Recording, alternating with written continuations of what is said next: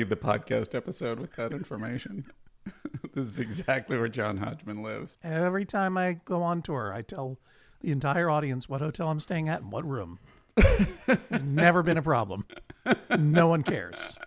They're all like, can I get home by 9? They don't care. They're not. It's the best level of celebrity. That's exactly right. I always wanted to have radio level celebrity, and I got it, boys.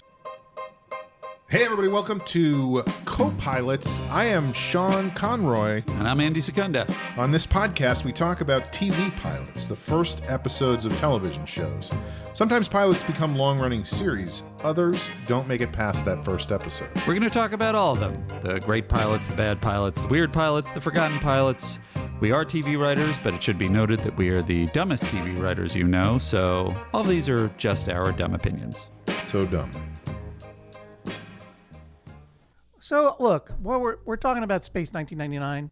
Well, thank you. I was about to make the transition, but you, professional podcaster that you are, made the transition first. Yeah. I had heard you talking about Space 1999, and Sean and I happened to be doing this show. Sean was like, great, let's do Space 1999, which was a surprise to me because even though we're all of the same age, roughly, I am more of the nerd than Sean.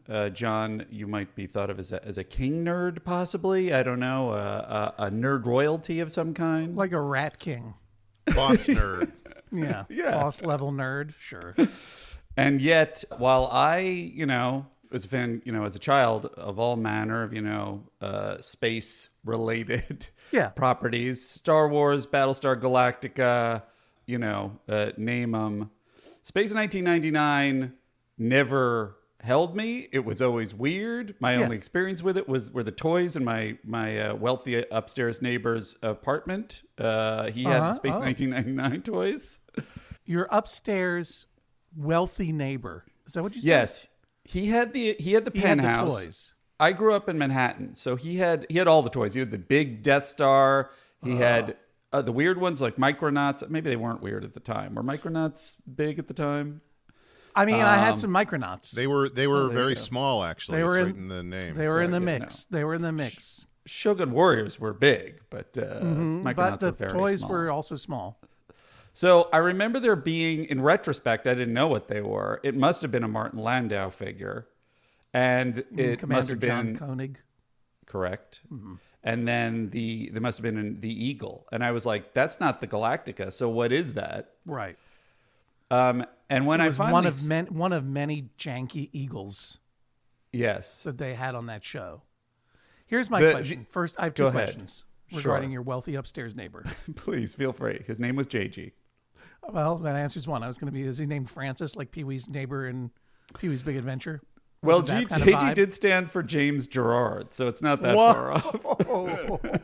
I just want to, I don't know whether I want a novel about your relationship growing up underneath JG's penthouse or I think like a young adult book about a kid living in Manhattan directly below the wealthy penthouse.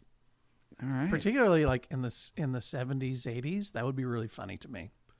Please, JG, may I play with your Micronauts? Yeah, exactly. Yeah. Seems like this is I want to know if JG had geography you're talking about. Yeah, you were, for some reason when you were growing up in Manhattan, you had sort of like you had a Cockney accent, an urban waif's Cockney accent. And I had an apartment, but I was an orphan somehow. I'm not sure. You've got to steal an eagle or two. Because there were a lot of eagles.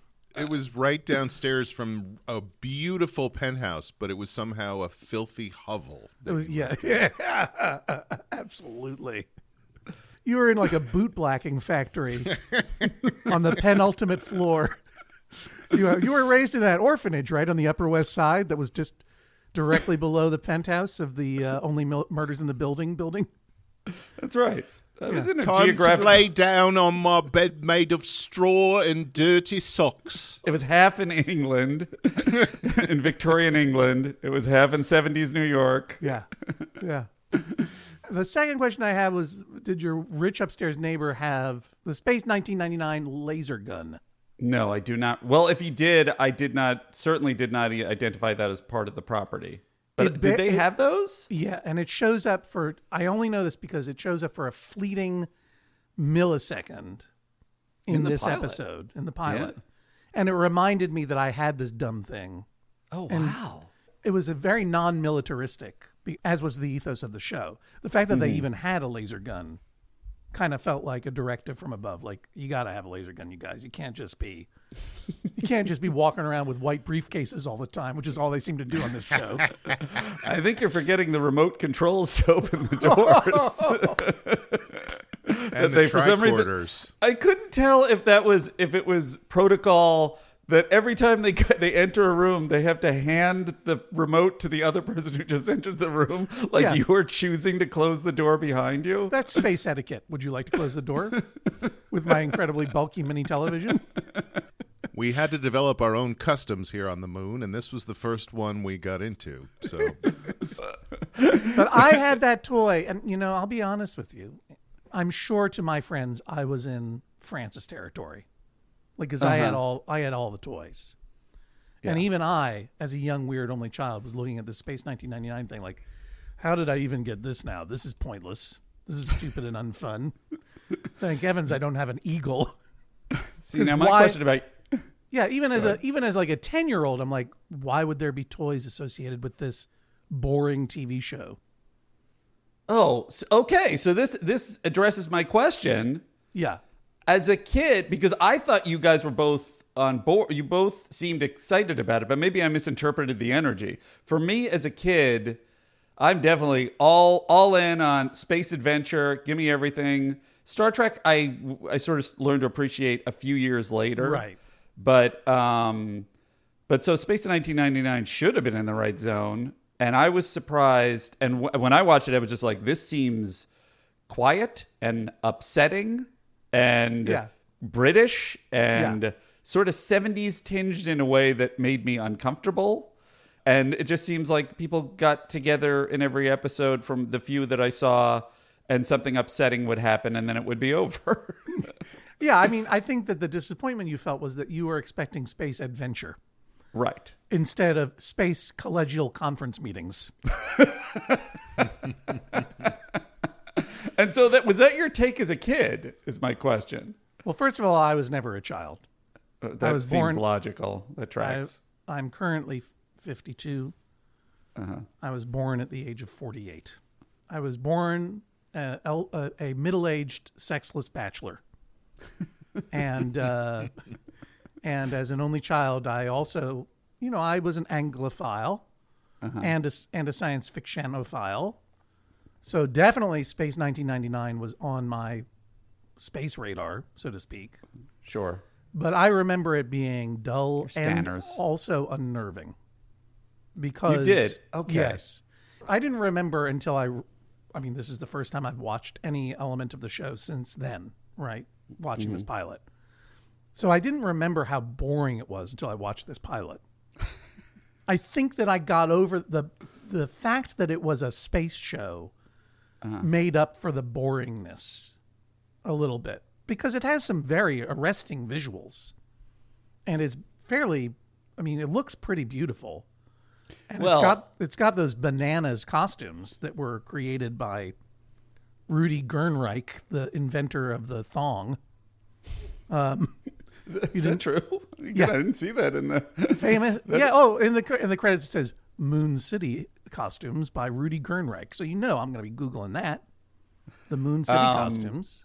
Of course, he went from one extreme to the other. Yeah, cover nothing to cover all, but unisex. So Rudy Gernreich, it turns out, who designed the costumes, is a very famous Austrian-born avant-garde futuristic costume designer. Austrian-born immediately explains a lot. Yeah, right. But the idea was that these costumes were going to be, there was going to be no differentiation between gender. And he also was famous for using weird materials like the zippers on the side of the, like imagine taking that shirt off and on by zipping up the sleeve that way. You have to unzip from your neck to your wrist and then pull it off sideways. Weird. And also the plastic, like the plastic belts they all wear, which thick is not very flattering. Plastic belt. Thick plastic belt, not very flattering to middle-aged British character actors. Who this is pre get to the gym years.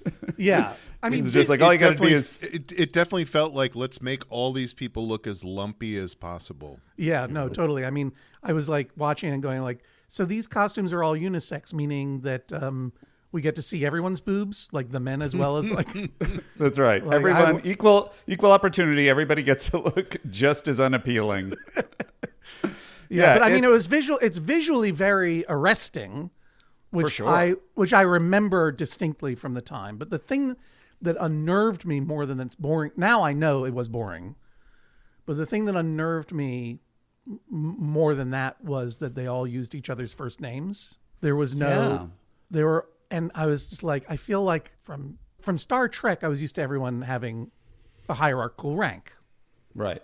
You know, so doctor, captain, Mr., blah, blah, blah, last names, nicknames, whatever. And then in Star Wars, they all had names, but they were goofy made up names, right? Like, you know, all the names in Star Wars. Mon, Chewie, whatever. They're all made up names, right? They're not Earth names. Grand Moff. Thank you. That was a title. Luke was the only one. Like, you know, Luke got in there. That was a normal name. But the rest of them were and Leia, I guess. People threw around Captain Solo. They didn't really throw around Luke's rank. Did he ever? I don't think he was ever mustered into the Alliance in that way. Okay. I think Captain Solo got captain simply because he owned a spaceship, so they had to call him captain. Like, I don't think he was part of a... I see. But the fact that this was a non-militaristic environment, which I didn't even... Like, even that didn't track for me. I'm like, well, they're on a spaceship, so there's a commander. Right. But the fact that they were all using each other's first names and that they were all Earth names made it feel like I was at a dinner party that my parents were holding. Well, the names were also names like Paul. They weren't like... One of the actresses' names is Xenia, and I'm like, why aren't you using Xenia? Yeah, Xenia is a cool name. Yeah. The fact that the commander's name is John... Yeah. Like, as a John, I'm like, well, I know that I have a boring name. Like, you can come up with something better than John Koenig. For sure. They took Xenia's first name and they made it Sandra. I mean, the names were all normcore before there was normcore, right? It was just like Helena Russell. It just like truly, and I think that this is part of the Jerry Anderson tradition of just coming up with like weird, boring names that seem really, really plausible in a fantastic environment. It was just unnerving to me. Yeah. And it felt like my dad, like when John Koenig would say to Dr. Victor or whatever his name was, just call him Victor. I just felt like I was listening in on my dad's business conversations. Did not feel very the whole well. show There was no kind of kid has point that of vibe. view character either, right? Because in Star Wars, like Luke is a kind of a kid, but then also you got a R2-D2 out there who's like, hooray! And then Battlestar Galactica understood you needed to have a chimp pretending to be a robot dog, right? That was the pet of a child, so there was so children could get into this stuff. Right. Daggett, was that the name of or was that the breed was Daggett. The name breed was was Daggett. Muffets. I apologize. Didn't mean to. I mean, we're going to get pretty deep in, guys. There's no hiding the nerd roots now. In defense of the names thing, I mean, I get that it's annoying to not have exotic names, but thinking back to 1999, if I remember correctly, people still the names were all still like that, so they kind of accurately that's true. predicted the future. One of the many accurate predictions of what 1999 would be like. Remember when we had a moon, guys? That was incredible. When we lost the moon in 1999. So just to talk through some of the overview of this show, Space 1999, which if you're catching up, it ran from 1975 to 1977. It was made by the British television giants Jerry and Sylvia Anderson. It was the most expensive series produced for British television up to that time, made by ITC Entertainment, the giant. And basically, it was continuing. First, they had made Thunderbirds and all manner supercar. Fireball XL5. I haven't watched some of the others. The only one I really knew was Thunderbirds. Were you familiar with the other ones? I don't know how Thunderbirds had gotten into my head. I'd seen them. My mom was an Anglophile, and there were a couple of times when I was young when we went over to London. My dad had some business trips, and I just watched British television, and there was a lot of Thunderbirds and Fireball XL5. Oh, for sure. Yeah. Yeah, they're all over the place. And they had a very similar, shall we say, stately pace to their adventure. A lot of the things that Jerry Anderson does are things that I was a stop motion head as a kid, and I was obsessed with effects. And so I don't know how the other children were watching it, but like the thing that bonds shows like that he did, like Thunderbirds, which were all marionettes and such. And this show was that he would take a lot of time on just the hardware, like the transportation tubes and things ejecting from larger, machinery. And I was just, I could watch that crap all day long. It was a lot of technical procedural porn, basically. Yes. Yeah. Which was my kink, even as a child. It looks great. I mean, I think the Eagles look janky as hell. But a lot of the others, the sets and everything. Now, what is it that bumps you about their army of eagles? Just so many. I keep thinking like, oh no, they lost their eagle. They're like, no, we got get a prep Eagle 95 on the pad. At one point, he says, "Do we have any more? Do we have another?" Like he doesn't even know how many there are. Yeah. And they at one point they show like a fleet. Then there's like, all right, well, we got to fix this thing. So there's like 4 or 5 in the air, or in space. There was no air. I think what I didn't like about them was that there were so many of them. Well, that's reasonable. And this was part of the realistic. I'm making major air quotes here, but like the realistic space science fiction, hard science fiction element of the show. Obviously, it was not particularly scientifically accurate, given that they blew the moon out of orbit and then it was self-propelled to other planets. Do we know that can't happen though? You know what? We'll find out. In a space show, you want the ship has to be a character. Do you know what I mean? Like, yeah, the Enterprise is the Enterprise, and the Galactica is Galactica, and like the Millennium Falcon, that's where they live. That's their house, So the idea that while it would probably be accurate that a space station would have multiple identical, highly functional looking modular spaceships that don't even have names other than Eagle 1, 2, 3, 4, 5. And by the way, don't look like eagles at all. Like that's really, I guess that's the best point of all. Yeah, that's realistic, I guess, but it's just not fun or special. Like, their spaceship they had no character, which is exactly right. They were modular and functional. The Klingons learned from that. They were like, we got to make the bird of prey look like a thing. Come on, what are we doing here? And the Enterprise arguably looks like an Enterprise. That's true. It's like an Enterprise rent-a-car. Mm-hmm. Well, I'm of two minds on this. And I think the show is of two minds, because I think some things in the show are very, as is appropriate. It was 1975.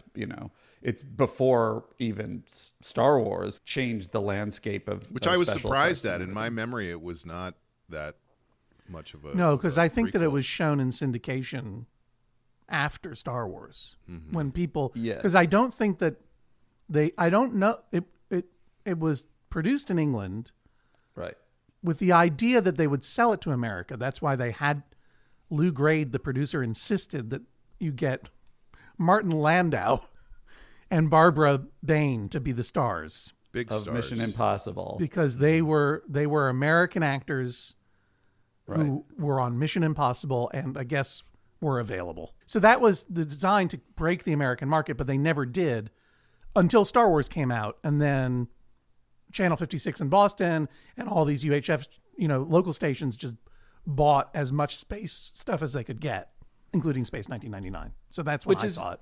And that's probably, and I only saw it a little bit, but that's probably when I saw it too. And it was something about watching it on, catching shows like this on PBS or UHF that really, to me, almost added to the mystery. So it should have hooked me. Like, that's how I discovered The Prisoner and became obsessed with it. Right. But this show just, I found off-putting. And one thing that is sort of note is that I later saw UFO, which was the precursor to this, and I was interested in that. And I was like, ooh, it's kind of like a 60s-ish kind of, a secret agency that's fighting aliens, which was also made by Jerry Anderson and was the precursor to this. And they had made a bunch of sets and props for this.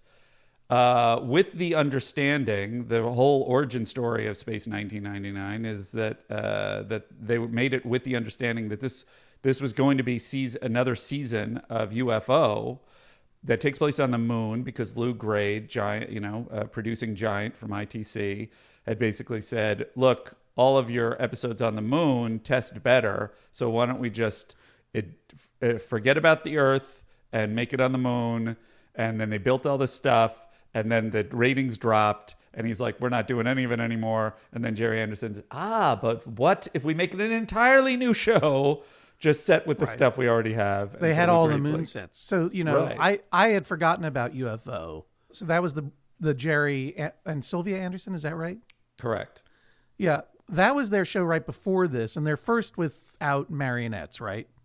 Yes, was their big bout to, and break UFO, out of the kid market and do exactly the same show with all the same long mechanical porn, except with live people.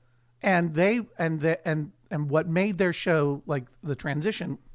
So first of all, UFO was about this secret government organization fighting a secret space alien invasion. That's cool, right? So cool.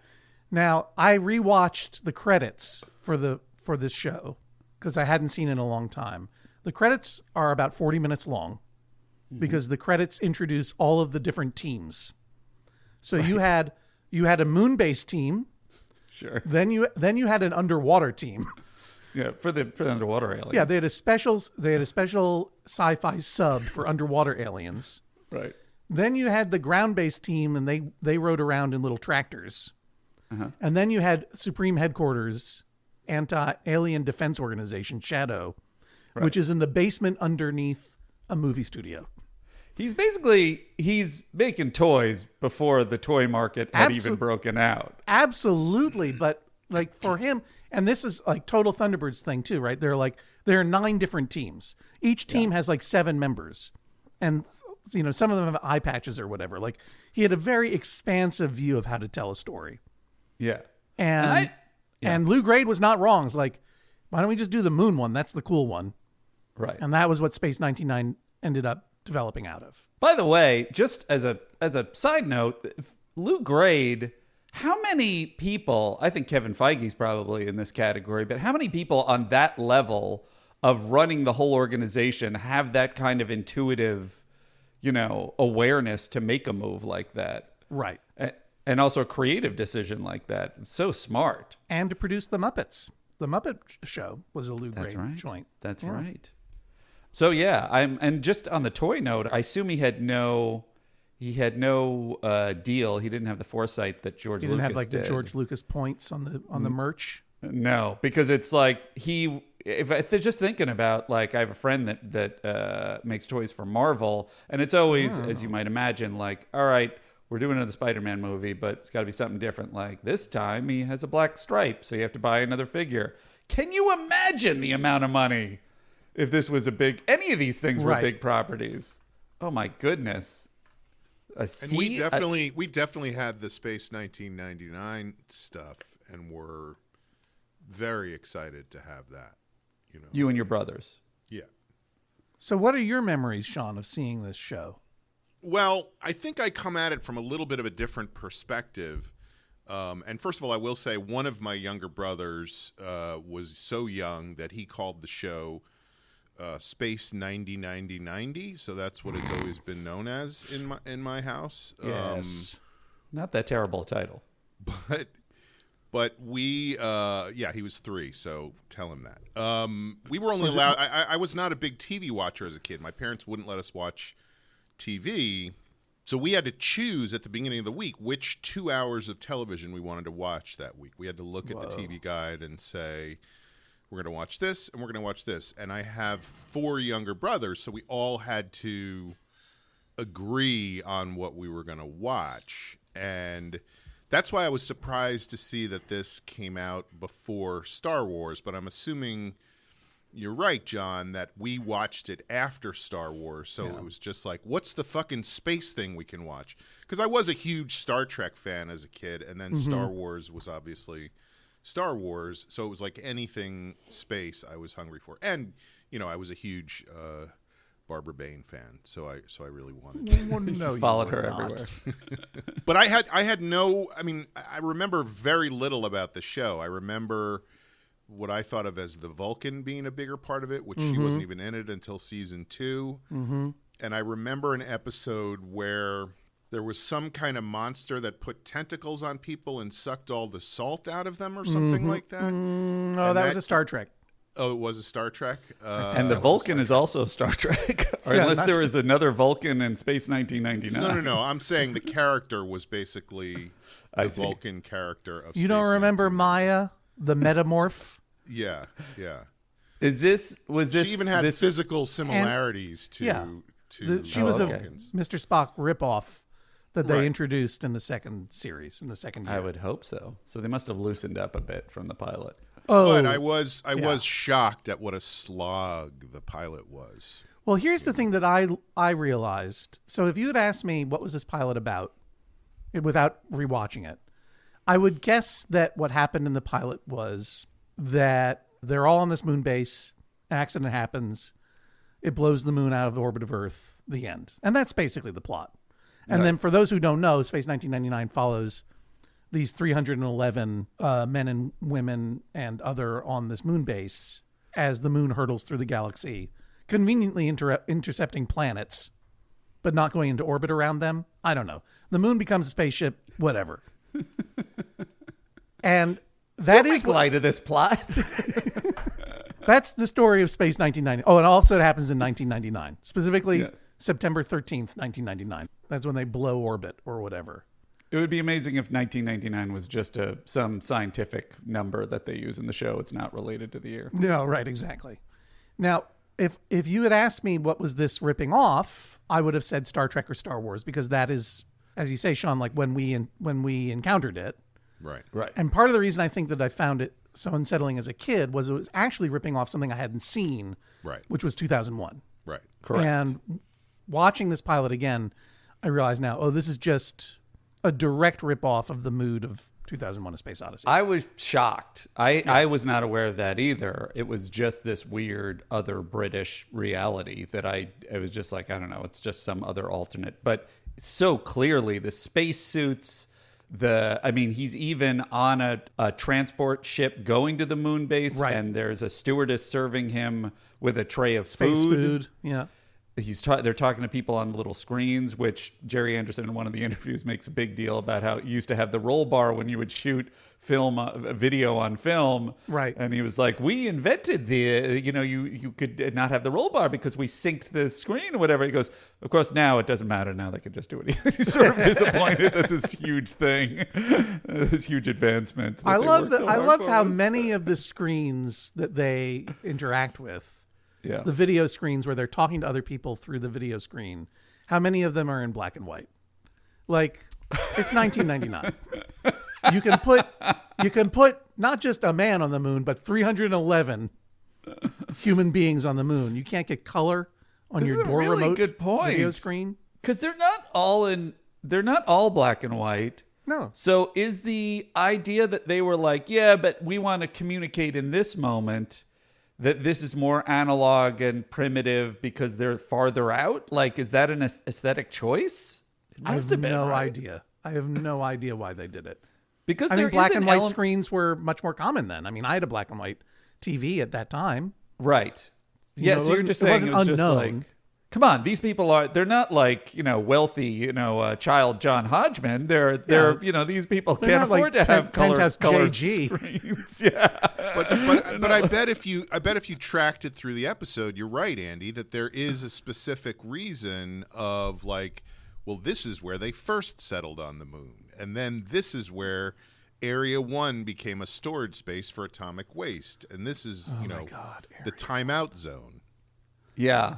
It's sort of hard to figure out, and your point about the science is another element, is that I think they do a good job of feeling kind of authentic and serious and but then there are these weird swings that are just like, what's going on? So it's I don't know, it's a lot of mixed tones, and I wonder if that's just go ahead. Here's what I didn't remember at all. Like, I would have said, okay, it's about an accident that happens on a moon base that blows it out of orbit.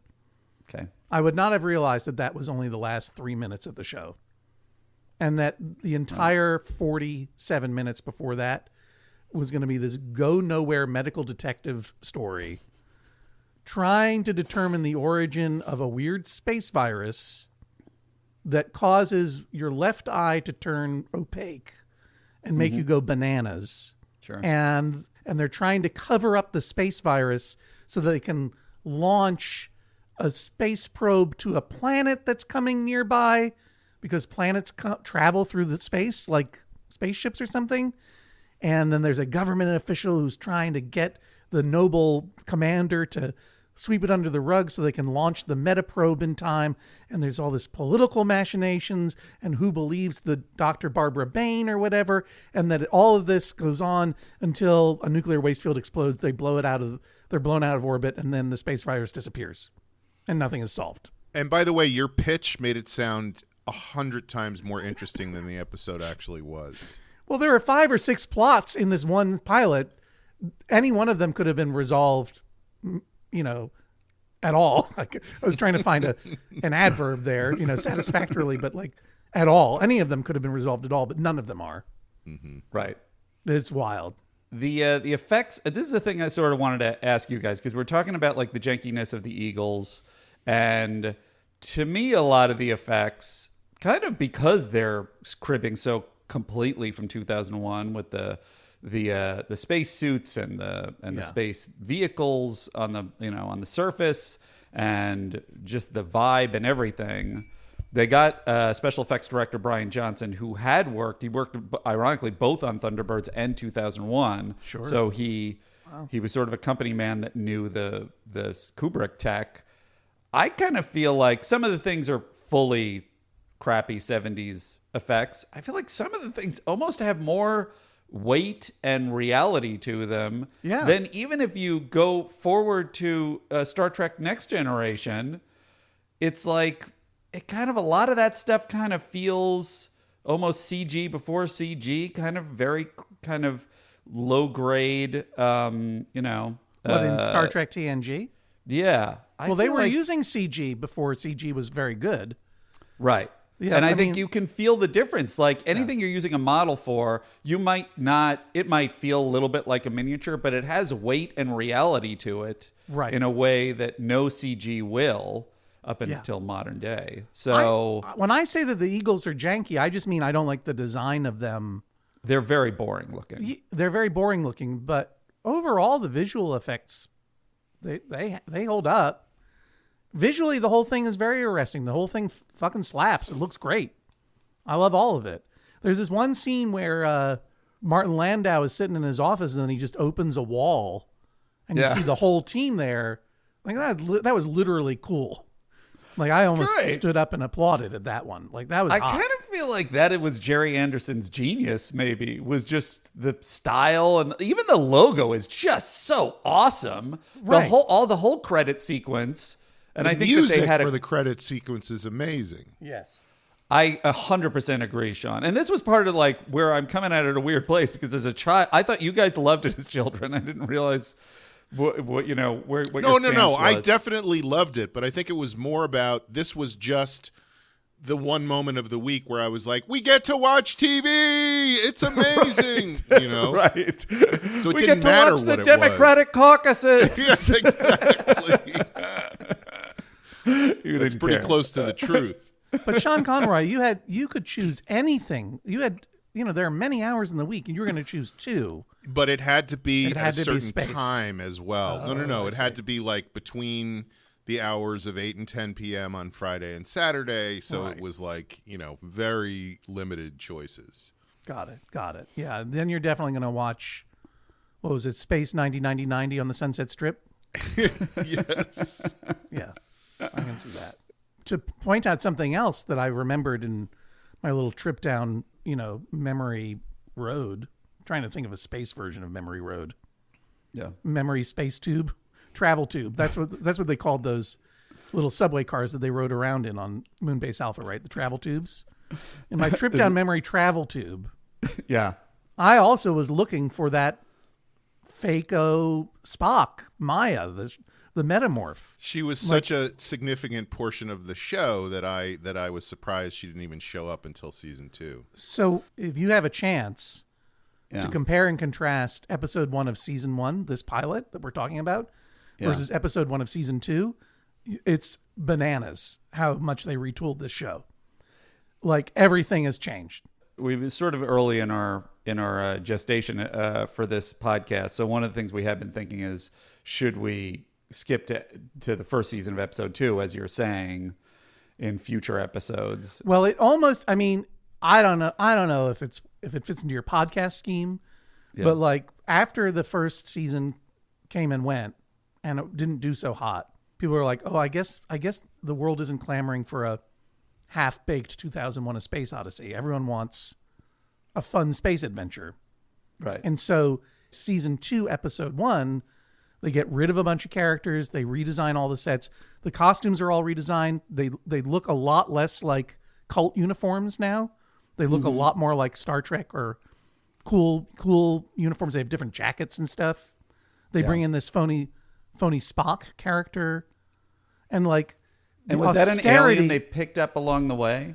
Episode 1 of season 2, they immediately land on a planet and are confronted with the Brian moon lands Blessed. on a planet. Yeah, the moon approaches a planet. Yeah. And it's a planet they think is uninhabited, but it's the planet Psychon. And it has and Brian Blessed is on their view screens. One of those notoriously scenery, like, would chew through any scenery that was put in front of him. British character actors. One of the biggest actors in the world, wearing ridiculous clown makeup, going, I am Mentor. Please stay away from my planet. And over here is my lion, who is also my daughter because she's a shapeshifter. It's so tonally on its head. All of the austerity is gone, and it's now just a wacky science fiction show. It's very, very, very different. Jerry Anderson didn't stand on ceremony. He was like, "Look, whatever works, I'll follow the." I guess that's true. I'm happy to not have actors with strings on their hands. I'll do whatever needs to be done. But the costumes, as weird as the costumes are, because it really does have the vibe. These future costumes, these unisex costumes that have no collars and they're very clingy white. It feels like you're in a cult. You're in some kind of like 70s sex cult that's also part small college English department, very collegial. Like, by the time they get to season 2, they're in full on like science fiction mode, and they're all wearing these incredible sweaters and turtlenecks. It's funny that you said that about the cult, because that was how I felt about Commissioner Simmons as well. Like, he was a cult leader. That's how that guy comes across to me. Well, he's got that cult leader little beard. Yeah, and his weird hairdo, which I don't know if that was a wig or what, but it was kind of insane. That actor is Roy Dotrice. And what is more sci-fi in this show than Barry Morris, who plays Professor Victor Bergman's sideburns? Those are... I couldn't figure out, is this a 70s thing, or were they like, look at these crazy future sideburns, they're so long and pointy? I felt like he was like a 19th century presidential candidate. Like, I could see him running. Yeah, a little Martin Van Buren. He has a little Martin Van Buren in him for sure. Sure. Yeah. And then the other guy, Koenig takes over for, and has a Gorsky. Caesar haircut. Commander Gorsky. Right, Anton Gorsky, played Who by I Phil think Maddock. is supposed to be Russian. Okay, that's why he was supposed to be sort of intimidating and. Well, ominous. I mean, also I think that they're trying to establish this is 1999. Borders don't exist anymore. There's a one world government. We don't have militaries. We have a scientific base on the moon that is populated by people from all nationalities. They're and all different ethnicities and all different races, and we're now partners. Like that was sort of the future aspect of it. To take that Star Trek inclusiveness and go and push it even further to the Russians aren't our enemies anymore. Which, I mean... However, Gorsky was an asshole. Clearly, the subtext was Gorsky was an asshole. Clearly, one thing I really enjoy is that moment of just they run into Gorsky. Gorsky is clearly set up as some version of an antagonist. He walks away, and Koenig and Bergman are just sort of just like, oh, this fucking guy. Just like, ugh. Gorsky, right? He'll be fine. He'll be fine. And I was like, oh, this is going to come back at some point. Nope. And I don't think it even does in the whole series, much less in that episode. Well, he's back on Earth, so right? He's not on the ship, so. Well, I read that the original director, whose name I can't remember, delivered a 2-hour version of this episode, and that there's lots of deleted scenes that explain how Gorsky was an asshole and why, and how Gorsky had made romantic advances upon Barbara Bain, and she rebuffed him, and that's why he wouldn't take her research into space virus seriously, and blah, blah, blah. There was a lot left on the cutting room floor. But 9 people have died. I don't care. She was mean to me. She was mean. Yeah. One of the reasons that this director got fired so hard was it was supposed to be a 10-day shoot. It ended up being a 25-day shoot. Right. Because he would shoot, the way he would do coverage was he would run the whole scene with all the cast over and over and over and over again from multiple angles. Right. He would not do proper coverage. He would just run the scene, the full scene over and over and over and over again. Right.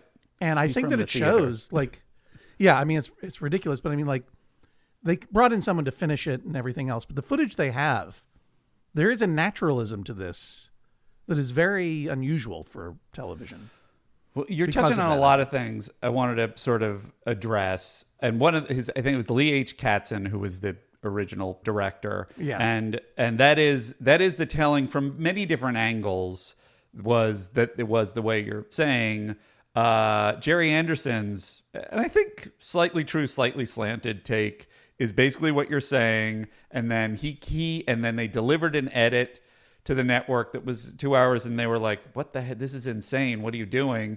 And he's like, I told you so, because they foisted Katzin on as an American. There's a lot of hostility in a lot of the materials about the Americans were foisting American perspectives and this director on us because they figured then it would play more to America. And Anderson was like, I told you so. And then he went and he cut it down and he did reshoots that he directed himself, according to him.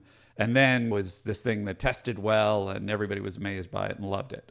And I'm sure there's truth in all of that. The only thing that is slightly suspect to someone who understands the process is if you're the showrunner, you're overseeing the edit. So you're delivering that 2-hour cut to this in the first place. So it seems like you're kind of stacking it against Katzin. Right. And a lot of this stuff, in my opinion, as you're sort of saying, has a really interesting quality and kind of looks great. And it's like you couldn't have reshot all of it. So... maybe it was, largely a mess and too long, but I think that I'm able some good stuff in there. I mean, maybe because I've seen 2001, and also because I'm a grown up now who has a collegial relationship with my peers, and I call them by their first name, and I'm more attuned to grown up spaces. I'm much more comfortable in this world now. I love that as a kid, the thing that bothered you is they're not calling anybody by ranks. there are no kids there. There's no, Why aren't they properly respectful? It's all a bunch of dads and moms. Yeah. And there's and the other thing about this thing is they're all wearing these outfits, right? Yeah. And it's space, and it's like you can just tell that they're all fucking. You know what I mean? Like You're not wrong. There's a weird vibe on that station. It's like the 70s, and they're all wearing like these disco outfits. They got bell bottoms for sure on bell every bottoms, and it's obviously the costuming and the casting. It's all designed to subtly reinforce like we're in a future society now where mores are different. And to me, as a sexless only child, I was like, they're fucking. That just means that they're all fucking. And that makes anybody me wearing a belted tunic is 2 seconds away from stripping that totally. thing off. Yeah, absolutely. I mean, it's like, again, those zippers on the arms of the shirts. right. Those are hard to get. I mean, or maybe now that I think about it, it's like you never are pulling a shirt over your head, right? Because you unzip the arm and it's like a breakaway pants. Like I'm maybe certain that's how it works. those tunics are built for fucking, right? And I just like, it was a very adult space. Yeah. And they're also, none of them are like people that you're like, oh my God, they're so beautiful. They must, only, it's like they're just regular people who fuck, Yeah, they all have a 70s orgy vibe in terms of just like, you're not that excited about anybody that showed up. Yeah. Right. I mean, Paul with his little porn mustache. Right. Like you wouldn't guess that he was, and it turns out he was the second in command of the whole station. The fact that his name is Paul really undermines him right from the top. Save us, Paul. And of course, Alan Carter, Right. sexy Australian man, one of the only cast members they brought back because he was a big breakout star of Space 1999, apparently. I thought of that guy as a young Paul Hogan. Yeah, oh, for sure. Very handsome dude, a lot of charisma. I mean, the fact that his character, I guess they refer to him as Carter more often, but his name is Alan. You know what I mean? Like you see that space show, Alan really killed it. Alan is such an incredible space hero. I don't know. I loved it. So we're kind of I think we're fully detaching from the going through it, and I think just everybody shout out whatever aspects. I'm sorry, I feel like I've been doing that the whole time. There was a way you wanted to structure this. We often like go sort of beat by beat, but I feel like we've said so much already. We should just I would do that say if whatever we like. I would do that if there were beats. Right. That's the problem I had when I was writing up my notes. I took notes going through the episode, and when I was writing them up, I was confused as to what happened when, because nothing happened the whole time. It was just like, is this a virus? Is it radiation? It's radiation. Maybe it's a virus. We should do something. Let's do something. Here's how we know it wasn't radiation. They checked the radiation field, and it didn't have radiation. I'm going to go check it again.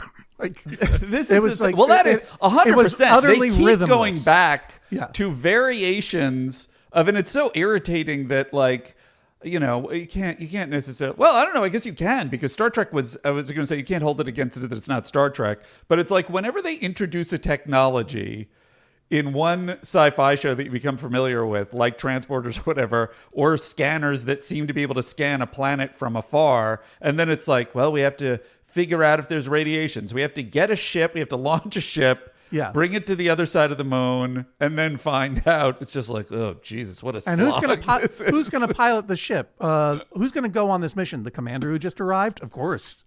By himself. Right. This is the thing that drove me the most crazy. And I don't know that I even, and maybe it's sexism. To me, mostly it just seems like poor writing, is that Russell seems like she's 100% right and reasonable the entire time.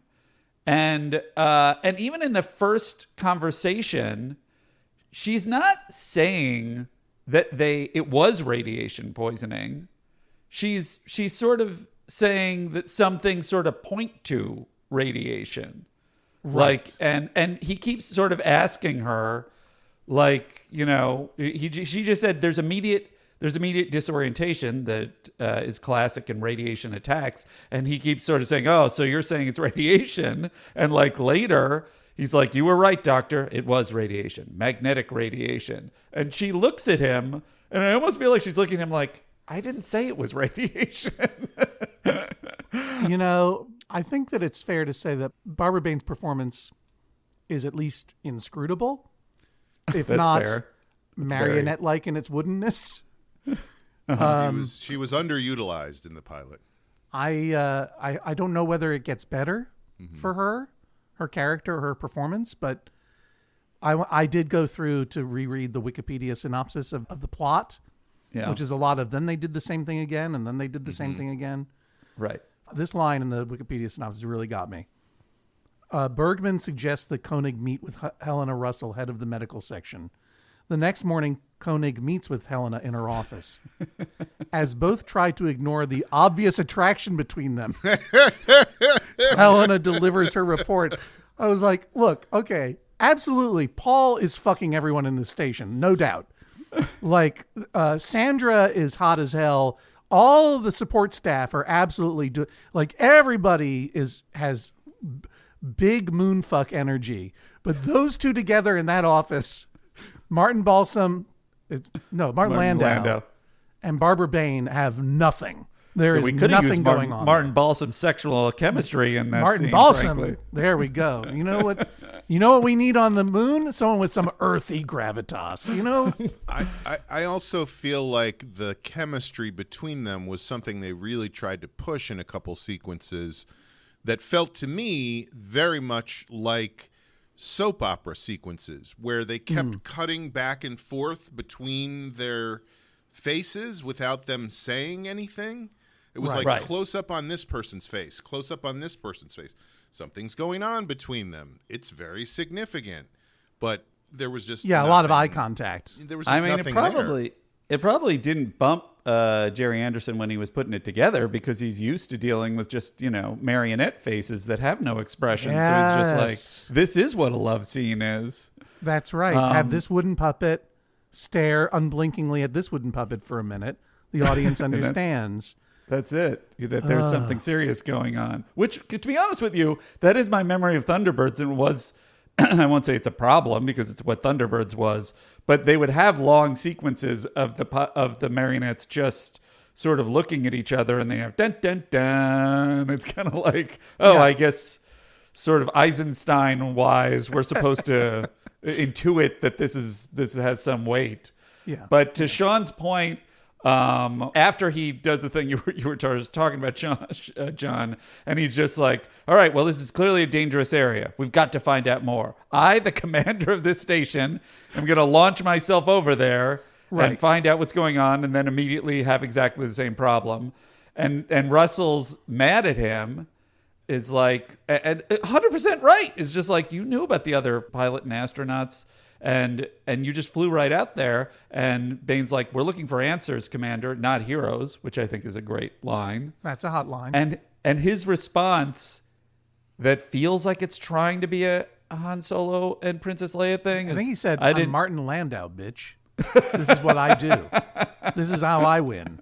Can you read famous man of action, Martin Landau. I found it really bold that they would have him break the character in such a meta way, and just like, I'm Martin Landau, I'm bigger than this character. That's right. But he says, I didn't know you cared, and it's like, again, like you're saying, does she? Well, have we seen that? And does that even come off what she's saying? It doesn't respond to what she said. Yeah. You're just ignoring her ironclad logic to make it a flirty moment based on energy that doesn't exist. Oh, and also, if you there are weren't two being things a that I cowboy, associate, you were just being an idiot. Yeah. If there's one thing I associate, look, Martin Landau is an incredible actor. For sure. Is he still alive?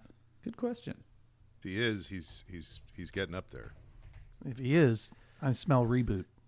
He Space died 2090. He died at, unfortunately, 89 and not 90 in 2017. Okay. Well, Martin Landau is an incredible actor. And I understand that they wanted to cast an American actor that Americans would recognize from Mission Impossible, which I guess was a popular show. Right. But that whole sequence that we were just describing, Andy, it's like, if there's one thing I associate with Martin Landau's performances, aside from being an inveterate rule breaker and man of action who takes everything into his own hands, it's also his rakish charm with the ladies. He's just an absolute sexual presence in everything he does. It's very strange because they did have Star Trek to go by. The energy, the compare-contrast of the energies between, and obviously you're right, they were going for 2001, they weren't going for Star Trek. But it is an example to look to of going like, oh, well, this was a long-running, well, I guess it was 3 years, so it wasn't that long-running, but it was a successful, well-thought-of show. By the 70s. It was like 60 episodes a season, though, right? Star Trek, it was No, 1999. I mean, there was a lot of episodes that they made in those few seasons.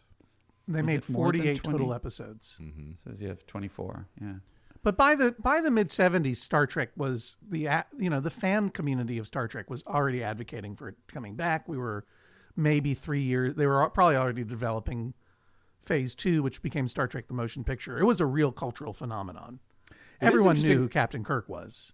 So my point was exactly, it was going to be, well, pick a dynamic, charismatic star. And I guess it's just like, maybe their thought was, look, we just got to grab who we can get. And Martin Landau is a star. So. Yeah, that was how I vibed. And by the way, Martin Landau, the character, most of the character's portrayal is as a calm, respectful boss of a technology company outside of Ohio or something. That's what it feels like.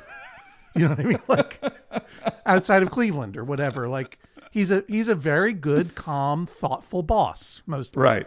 When they try to make him into a rule breaker or a man of action or a Lothario, it's really weird, and you can tell that Martin Landau is just not into it.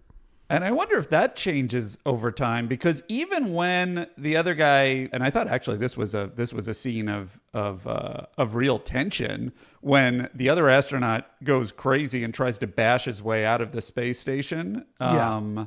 Which is really just like, that's going to be crazy if they all implode. That one cloudy eye, that's scary.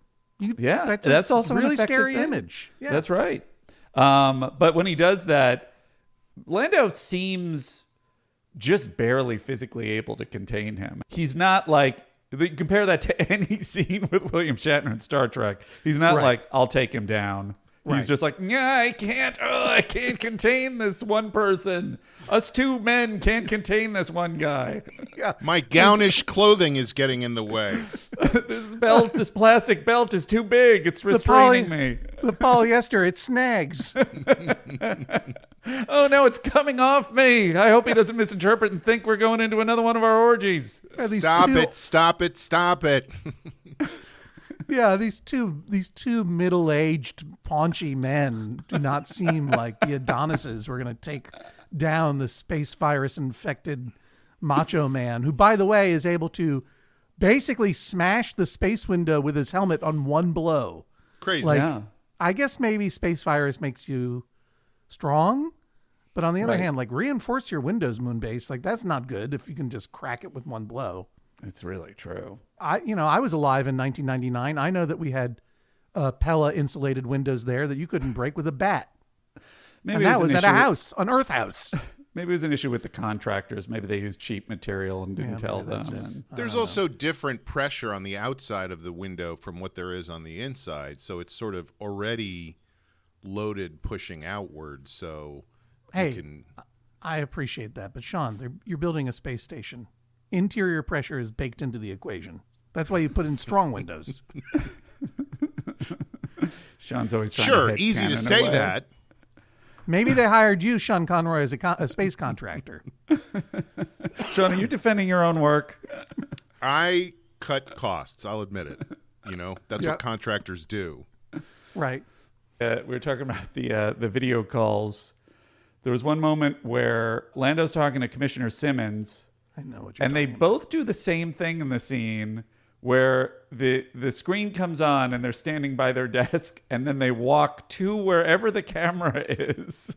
And they both do it. One does it and he walks all the way to the camera, and then they cuts to Lando, and Lando also walks. And it looks like they both like wanted to go like, well, when this video call starts, I want to look like I'm in the middle of, just doing my work. I want to seem busy. And then, oh, well, we're talking now. Well, now I'll come to the screen. That weird pillar in the middle of Koenig's office that has screens on every corner, and he walks around the pillar. Yeah. It's such a weird set design thing. Was this the call where they talked about the International Lunar Finance Committee and them possibly not being the ILFC? Yeah. And were you like, if I was a kid and I had one thing to choose that to watch, that's what I would choose. Yeah. International Lunar Finance Committee. Guys, Ooh, I know you want to show? watch Chips, but can we watch the show where they have the International Lunar Finance Committee? I was just going to talk also about, it really did strike me, and I think this is a what's his name? Katzin. This is a Bruce Katzin, whoever the original director was. This is a move by him, definitely. But like that weird move where he's going and talking to the commissioner, and he's sort of around the corner, almost hiding from the screen. Yeah. I'm like, what is the logic? Where is the camera? I'm confused. Yes, it was not, like, I can't remember why Commissioner Simmons came up to the moon base, ultimately. Yeah. And then got trapped there with them. He wanted to push for the exploration. He wanted to launch the Metaprobe. I feel like this is a little bit of a throw forward to, I'm trying to think if it existed it was more Aliens than Alien, right? Where it's the corporation is heavily like basically, in the Paul Reiser character is trying to, put money above and the research above human life. You could argue that there are a lot of aspects of this, for all of our being salty about it, it was clearly a full ripoff of 2001, but it really projected a lot of things. Like, to me, Battlestar Galactica, which came out a few years later, is fully taking the housing of this show of humans. They're on a long journey. The Eagles kind of look in some primitive form like the Galactica, and just these people on this long journey. It kind of feels sort of similar, except they just made it exciting and took out all the conference room scenes. Yeah, they were like, it's Space 1999 meets Jesus Christ Church of Latter-day Saints. Where does that go? They knew the audience they were playing to. Yeah, I mean, the Battlestar Galactica difference is that the vehicle they're on for this pilgrimage, trying to find a new home, has a method of propulsion, which I think is important if you're on a journey. Not just one nuclear waste explosion that points you in a direction. Yeah, not just kind of floating, just, on momentum for a while in the vastness of space. I mean, Martin Landau had two incredible lines that, I don't think you're going to see again in any science fiction franchise or any adventure franchise. One is, we're sitting on the biggest bomb in history. Like, you can't write that into a script. It's a terrible thing to say in your pilot. Yeah. And the other, but that's just sort of meta, so to speak. Then the other part is when the computer does this analysis, it was like, we cannot evacuate back to Earth. Mm-hmm. Or we don't know if we can evacuate back to Earth. The computer cannot determine. Only a human can make that decision.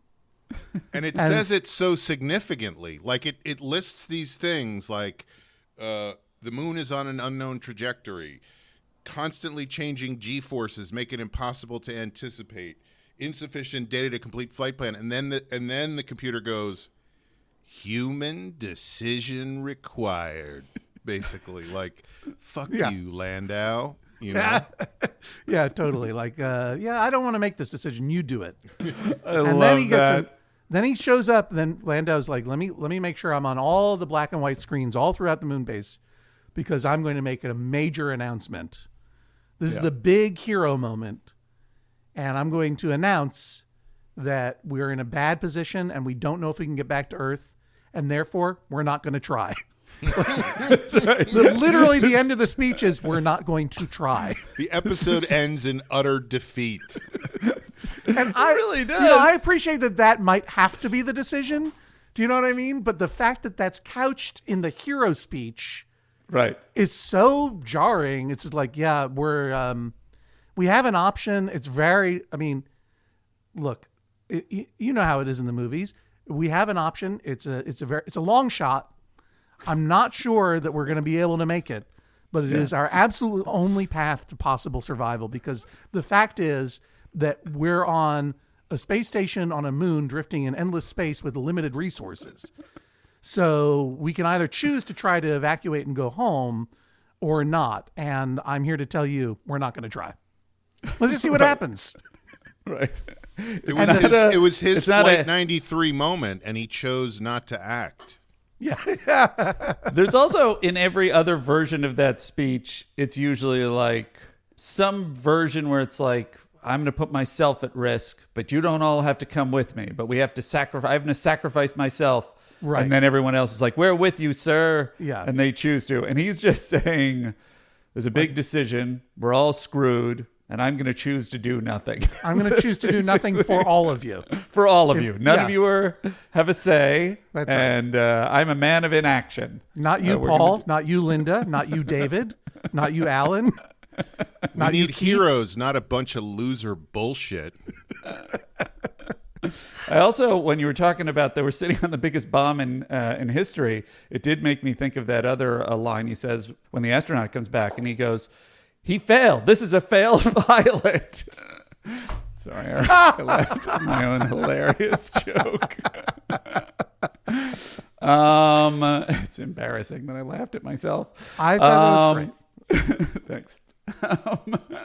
And then they get hope. They get hope from an oscilloscope or something, right? What makes I felt like they were always watching Pong. Like it was such a 70s video effect to me when they were looking at the screen. But I think that's supposed to be a signal from the planet Meta. Like Meta is out there and there's something going on there, and that's what right. So the original idea for Moonbase Alpha is, among other things, it's going to be a staging ground to launch a rocket that will take humans to land on a newly discovered planet called Meta. Right. Which has an atmosphere, and they're getting signals from it that suggest that there's intelligent life on Meta, right? Yeah. And that all gets sidelined because of the space virus confuses people for a while. And then nuclear waste area 1 and 2 blow up and blow the moon out of orbit, and it's not anybody's fault. It just happens, right? Nothing triggers. Right. No action triggers. Well, you could argue that it's the folly of mankind that they put their nuclear waste on the moon, but no. Yeah, I mean, that was the deal that he made with the commissioner, was stop sending atomic waste to the moon, and I will figure out what's going on and make sure the Meta launch happens. And then Commissioner Simmons was like, that is one of the biggest problems that humanity faces right now, is how to dispose of atomic waste. So there's I've got an idea. Put it on a rocket and send it into space. Well, why? Sure, you say that. Yeah, that's actually a good idea. We'll take that. Yeah, why? It's like, well, we don't have any more. It's too dangerous to bury on Earth. Right. So we're going to put it on a rocket, and instead of just sending it off into space, which, as far as we know, is an endless garbage field. Mm-hmm. We're going to spend the money to send it to the moon, where we'll bury it on the moon. Invest a lot of technology to make sure it's safely buried on the moon, rather than just fucking... It reminds me of, to some degree, I was just on the Jonathan Colton cruise, which is a very fun time. One time I was on this Jonathan Colton cruise. My friend Jonathan Colton has a cruise. He's a musician for nerds. And another ship in the Caribbean lost power. A Carnival ship lost power. Mm-hmm. And you may have heard coverage of this. It was probably about 10 years ago, because it became known I know where this is going. Yes. Became known as the poop cruise. Yeah. Because they lost power, so they had no air conditioning, and it quickly turned into a post-apocalyptic environment where people were sleeping on the deck because they had no AC. And then people, the toilets wouldn't flush anymore, so the toilets were overflowing, and feces was flowing out into the hallways and the corridors and stuff. And what I couldn't understand was, like, all right, you don't have any power anymore, and people are pooping on the deck. You're aware you're surrounded by the ocean, the biggest toilet in the world. Like, throw your poop overboard. Don't bury it on the moon and cause the moon to explode. Anyway, that's my thought. These are really good. But I feel like the thoughts. reason to keep it on the reason to keep it on the moon is like they're kind of like my dad, where they're like, you never know if they figure something out, you might be able to use it later. You know? Yeah, might come in handy. You're not going to need these adapters anymore, Pop. How Don't do you put them know? on the moon. So the whole premise is that there might be this intelligent life out there, and they're going to find it, but then they accidentally knock the moon out of orbit, which blows up the Meta spaceship, or the spaceship that's supposed to go to Meta. Right. And now they're kind of going to Meta, and that's the hope that they're going to reach this planet. Right. And is it they're gonna save Facebook's them? Meta, or is it just it's just Meta at this point? That's right. It's just Yeah, and the other thing that's, I'm sure this will be part of his plans at some point. The other thing that's fascinating from a writing perspective is that's like the C or D plot, the Meta thing. right. It's like you got the moon base, he has to take over. You got the nuclear waste issue, the radiation poisoning, and the Meta thing, which was the original reason that he's up there and what he's obsessed with at the beginning, is totally a side juncture that at the end, as with a lot of the other things that happen in this pilot, just by chance, the moon is sort of heading toward Meta. Right. And, you know, if I were Paul, second in command. Sure. The hero. The protagonist. The guy who's fucking everybody. Yeah, that's right. Yep. If I were Paul. He has 2 zippers on his outfit. And my my boss, Commander John, Right. just gave a speech saying, I'm gonna fucking doom us all to slow death on this fucking rock rather than try to get back to Earth. Yeah. I'd be a little annoyed. And while I'm processing that, I'm going to watch Commander John or whatever tune in this little, I don't know what it was, like this small signal from maybe another planet that goes, wee. And then Commander John goes, there's our hope right there. I would just stab him in the chest and say, fuck this, we're turning this around. Sir, that's not very inspiring. That looks like a screensaver. Are you sure that's not a... Look, I found this screensaver. It's going to save all of our lives. Good job for me. Commander John gets a pat on the back. Paul, I would think, would lead a mutiny at this point. It's not a very satisfying end to the pilot, is what I'm saying. It's not like I get to the pilot, I'm like, I cannot wait to see what's next. And if I did want to see what's next, too bad for me, because I don't think Meta comes up ever again in the series. Really? Yeah, I don't think it really comes up Spoiler again. alert, but that is crazy. But I guess it makes sense because that's the equivalent of Galactica heading for Earth. That's the end of the series, theoretically. Yeah, but at least in Galactica, they keep talking about it. I don't think it comes. I don't think it's mentioned. Oh, you don't even. It doesn't even come up again. I don't think it's a storyline based on what I scanned on Wikipedia. There are a lot of episodes where they go, I feel like we're forgetting something, and they just go on with the plot of that episode. What is it? Sir, can we address the matter at hand and stop thinking about what we've forgotten about? Yeah, I think it very quickly becomes just like an episode of the week we're traveling through the stars show that is not necessarily preoccupied with how do we not run out of food, water, and air. Mm-hmm. It's just about survival, which is kind of a continuation. I don't even think it's about that. I think it's just a given that they're just out there. Can't they just grow potatoes, or is that only on Mars? Mars. It's only on Mars. You need a Martian habitat to grow potatoes. Got it. I'm of 2 minds because this was the thing I was going to say. To me, I love the aesthetics and the tone. A lot of things that we've been watching that I would have expected to hate in the wake of the world and media becoming so crammed and fast-paced. When things have a weird, too slow, just talky scenes, particularly in genre media, I'm always sort of very drawn to it and interested. This is one of the reasons that I like Barbara Bain's performance is so fascinating to me because she's practically whispering the entire time, and like never seems to like all the reaction is very subtextual, and it's really like impressive in a way. But the aesthetics, like the title and like the exciting music at the beginning, and the ships and the slow burn on a lot of the problems and the eeriness, a lot of it started to work for me. Great. In a way that it didn't as a kid. And so when it lands at the end on the that they're on the moon, and first of all, the Earth has lost the moon, and so there's the one newscaster who, by the way, is one of the CIA guys in Raiders of the Lost Ark at the beginning. Oh, wow. Don Fellows. But whatever the case, at the end, that his thing is like, who would have thought us losing the moon has really caused some problems on Earth? But it sort of seems like it's not that much of a problem. But the fact that they're hurtling through space on a moon base on the moon, I am kind of like, I'm curious where they're going to go next. I assume it's going to be sort of slow and them figuring it out for 6 to 10 episodes, like what this show is. It's going to be even slower because it's going to be 24 episodes.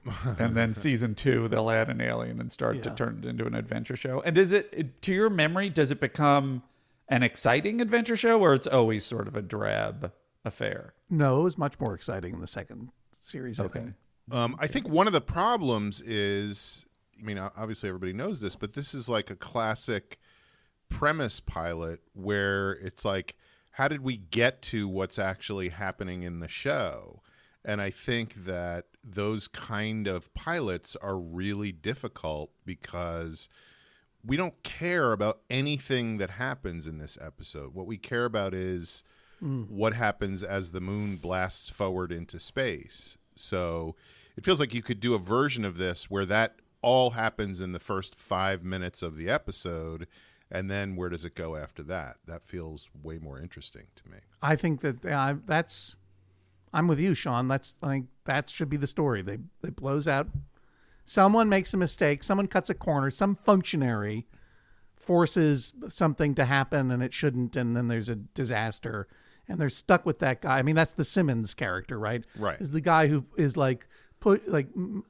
irresponsibly pushing them to do something they shouldn't do, and they do it, and then the moon is blown off, and then they have to figure out a way to survive, and then they get a measure of hope at the end that is real hope, not just a weird oscillating like game of Tempest, arcade game of Tempest or whatever. It would have been great to have that character, and I thought this is where they were going with that character, to have him be kind of like a Dr. Smith on Lost in Space, always sort of maneuvering against them, and would have been great. He disappears, though. He's only in one other episode in the whole first season. I mean, I think they were thinking a spin-off for that character, and that's why they wanted to establish him so firmly in this. We need to get back in touch with the International Lunar Finance Fund. And I agree with you guys. It's certainly, storytelling-wise, you want to get to that thing faster. And it is interesting in big premise pilots like this that you can... I find that a lot of pilots and series fall into sort of one of two areas, which is either they nail it and they grab you immediately and you're like, oh my God, I'm in. And then the Lost pilot, which I'm going to refer to a lot over the course of this podcast, being the perfect example, just like the greatest beginning ever. And then they're trying to spend the rest of the series trying to live up to the beginning. Right. And I think Walking Dead, even though they righted themselves eventually, spoiler alert, it opens with the guy waking up in the zombie world and then him trying to, we're figuring it out as he's figuring it out. And so it's just so gripping and amazing. And then I found, like, in that first season, it's just like, well, now they're just sitting there and there's not that much happening, is my experience of it. So it's interesting. It took me 7 seasons to figure that out, by the way. Were you there the whole time? Yeah. I quit after the first season, but I may go back. I wish I had. But this is sort of interesting. It's this slow build. I think part of the reason it's such a slow build, tell me if you guys disagree, is that to Jerry Anderson and Sylvia, they are thinking, I wonder if they split up because of creative differences, by the way. Do you think they're thinking, well, we don't need to establish, this moon thing immediately. It doesn't have to start with that kind of action because people are going to be so gripped by the space environments and just like these outfits and the steam between Martin Landau and Barbara Bain. That was where they were putting their money. Yeah. Look at how long these singles on them are, staring at each other. I mean, that's heat. Smoldering doesn't even come close to describing it. That one shot is 25 seconds long of, she was just looking at a wall. He wasn't even there for the coverage. By the way, that's funny that you're talking about this as being so slow, because remember that this is the one that they cut everything out of to make it move faster. Which is sort of astonishing. Imagine how slow it could have been. I would love to kind of see that. Well, here's a hypothetical also, which is there a version of this? Because I have conversations with people all the time who are like, well, this is about a group of people who are working together at a tire plant, but we need to know how they all ended up there. So the pilot is each of them, deciding to get a job there or having already been working there or whatever. And I'm like, nobody gives a shit about that. Is there a version of this pilot where we can just start with them already out in the moon, out in the stars headed for Meta, and we don't even need to see how they got there? I just want to go back and say I really want to see that tire plant pilot now. Believe me, I'm pitching it to the networks. We'll see what happens. Tire plant. Get out there fast, John. I mean, that's like Lost, but it's in a tire plant, right? Yes. Where you have, how did all these people get here? What are their backstories? It's a mystery box in a tire plant. Sold. I think that it's very much in line with British sci-fi of the time, right, including Thunderbirds, but also including Doctor Who at the time. Well, that was the original thing I was thinking of asking you to speak really, to. Really slow burn stuff. The goal is to use up as much videotape as possible. Right. Like without things happening. Well, certainly. Also, Quatermass was this way. It's all like half a story being told over 5 episodes. Yeah. And it's developing mood. There's no question that there's mood here. But the mood is also kind of inconsistent. The British sci-fi really overlapped with horror in a way that I don't think was a part of American science fiction tradition. American science fiction tradition was mostly like about exploration and optimism and adventure and daring do. And British science fiction was a lot more like there's a guy with one green opaque eye who turns into a monster, or a guy with a green opaque eye who like attacks you out of nowhere and then falls down and stares. Like the whole opening sequence is very horror, not science fiction, where the two guys are in the radiation field fighting with each other because one of them's gone berserk. Mm-hmm.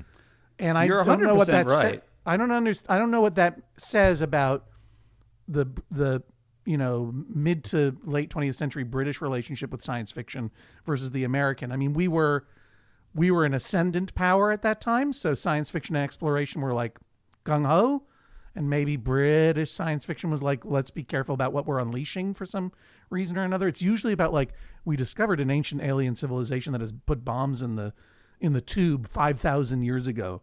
Let's spend 5 hours deciding how we're going to remove this unexploded alien bomb. And can we get Landau?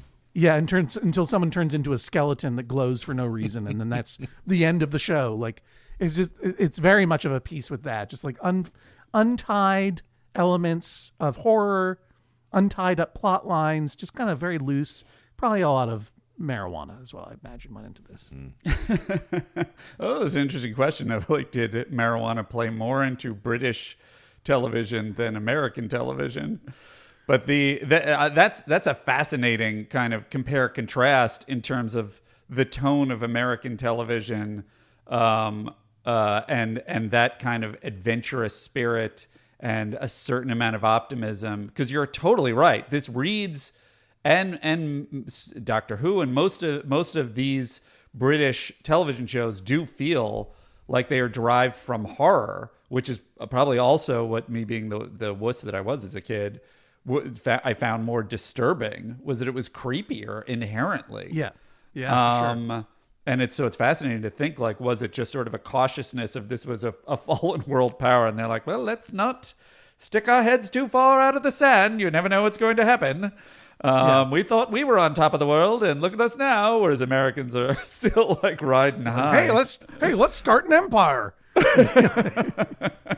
I would love to know if that was it, because you're right. Most of them have that. One of the shows, the other space shows that was one of my favorites was Buck Rogers. I don't know if that was too simple, or if that was on your radar. Another John. show that had a wild retool between seasons. That's what I was going to bring it up, is they kind of turned it into a Galactica Space 1999 show that I hated. I mean, they added Hawkman, and I was fine with him, but it was just like they were suddenly on this ship, and I'm like, what is this? It's about Buck Rogers being James Bond in space. Why are you giving me this?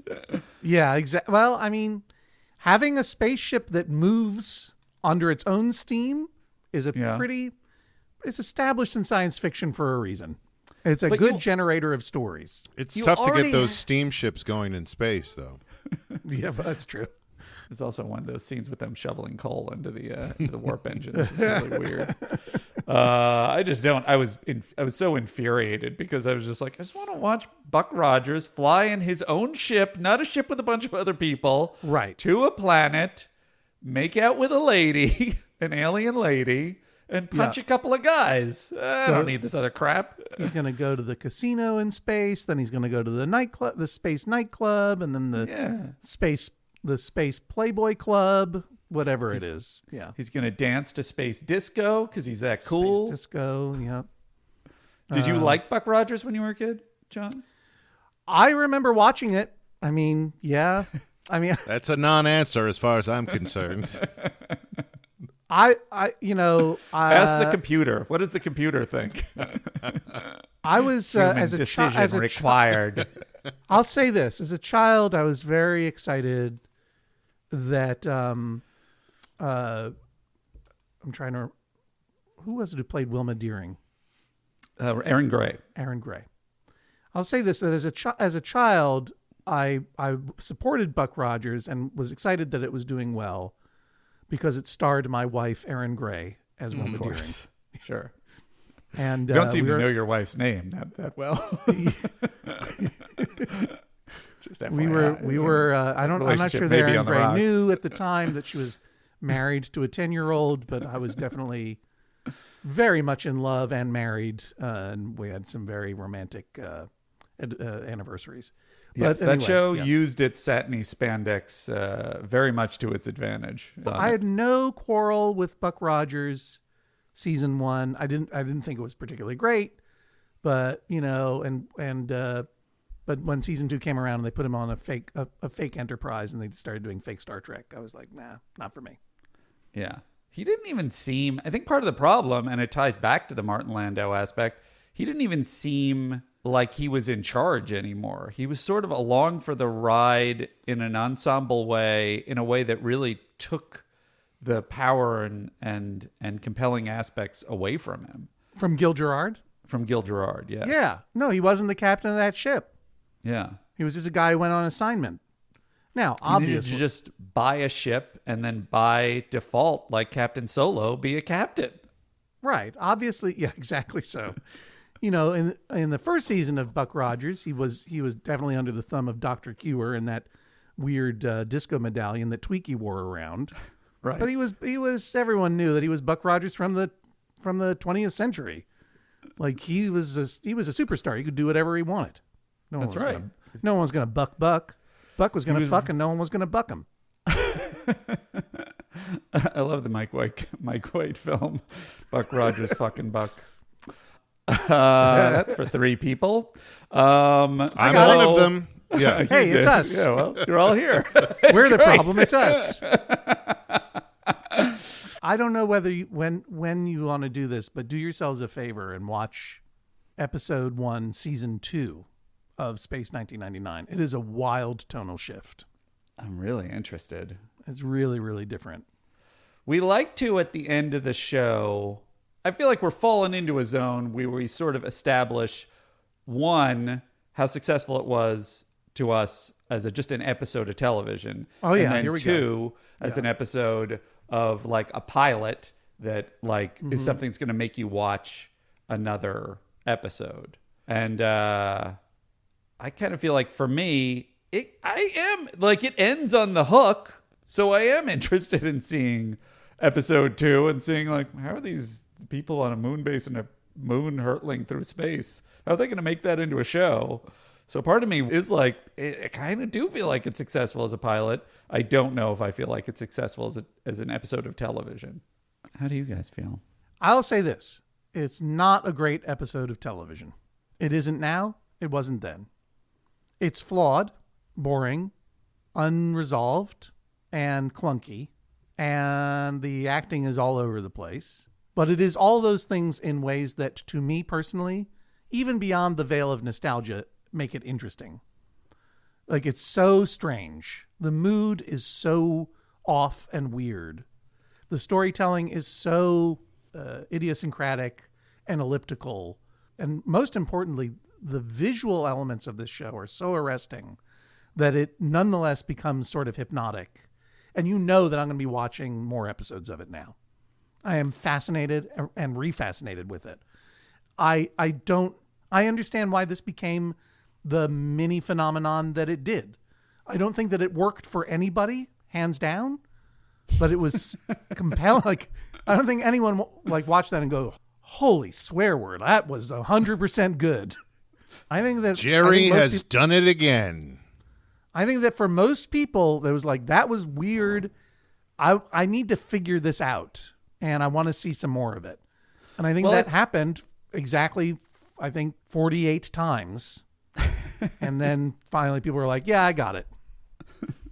I think you're right. And I think that is, in some ways, the genius of Jerry Anderson is the aesthetic and the tone is so successful outside of the slowness. In spite of all storytelling rules, it is utterly compelling. It's like people just keep looking at that stuff. It's weird. It's eerie. It's beautifully designed in terms of visuals. And for those reasons, it really did hold me. I forgot to give my number of my rankings. So I would give it as a pilot, I would give it 6.5. And as a episode of television, I might give it a 4. I'm going to give it a 4. Out of a scale of 10 escaped moons. Yeah, that I would say as intrinsically as a piece of television, 4. Mm-hmm.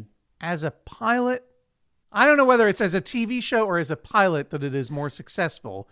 It does make me want to watch the next thing. So that to me would be a successful pilot to some degree. A successful pilot. So I'll give it an 8 as a pilot and a 4 as a TV show.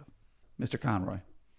Yeah, I don't have a lot to add to what you guys have already said, except that I was watching it from the perspective of now looking back at myself then and going, the fuck was wrong with me that I was into this show? But I'm assuming that where we caught on to the show was more the season 2 version that John is talking about than this version of the show, you know? Because why, when I was 8 or 9 years old, would I have been like, oh my God, this is amazing. I want to watch more of this. I would say for me as a pilot, I would give this, I mean, I felt like I came away from this not knowing who any of these characters were. Like, I get that they have a journey that they're on, but I'm not like, oh, I like this guy and I don't like that guy because of this reason and that reason. They just seemed sort of undefined to me. So I feel like I would give it, maybe a 4.795 as a pilot, and as an episode of television, maybe like a 3.14. Like pie? Yeah, I got it. I guess that is pie. Yeah. I got it. Yeah. Well, there you go. You've already mentioned it before, but John, we should check out Dicktown, which is your television show on Hulu. Were you saying still available? I will say that it's on Hulu. Yes, he's going to say he's going to go offer ahead that and it's on affirm Hulu. that that's true. Dicktown on Hulu.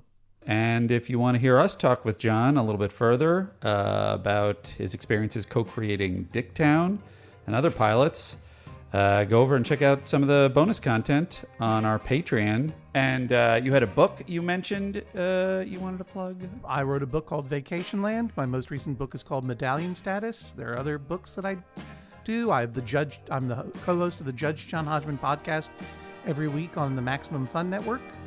And that is a listener-supported, creator-owned, and employee-owned cooperative network, and you can check out the show at MaximumFun.org/join. Well, thank you so much. Thank you so much. I'm gonna, you know what, John? I'm gonna elevate your title to Commander Nerd. That's what or it should be Commissioner. Commissioner please, Nerd probably is. Please just call me John. Here in Nerd Moonbase, we're all on a first name basis. We sure are. All of our bland names. Thank you all for joining us. Please check out copilotstv.com for all of your information. Join the Patreon for bonus content. And please rate, review, subscribe on all your local sources.